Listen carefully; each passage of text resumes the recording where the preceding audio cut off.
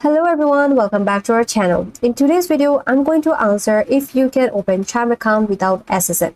So the simple answer is no, you cannot open a Chime account without an SSN. So how to open a Chime account?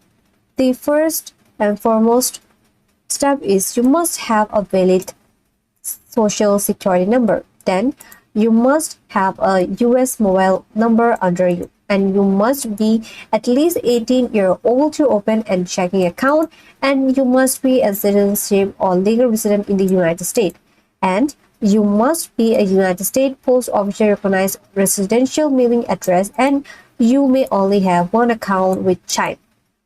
So it is pretty clear that you cannot open a Chime account without a valid SSN or social security number. So that's it for this video. If this video helped you out, then like this video, comment down below, subscribe to this channel. Thanks for watching.